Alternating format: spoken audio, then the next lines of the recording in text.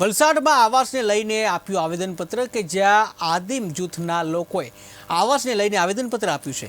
આવાસો મંજૂર કરવા માટે કરાઈ રજૂઆત। સર્વેમાં બાકી રહી ગયેલા આદિમ જૂથના લોકો દ્વારા વિરોધ પ્રદર્શન કરવામાં આવ્યું। જે આદિમ જૂથના લોકોને આવાસ મળે તે માટે રજૂઆત કરવામાં આવી। તો વલસાડમાં આવાસને લઈને આદિમ જૂથ દ્વારા આવેદનપત્ર આપવામાં આવ્યું છે કે જે આદિમ જૂથના લોકોને આવાસ મળે એ બાબતે રજૂઆત કરવામાં આવી છે। જ્યાં વલસાડમાં આવાસને લઈ અને આદિમ જૂથ દ્વારા આવેદનપત્ર આપવામાં આવ્યું છે।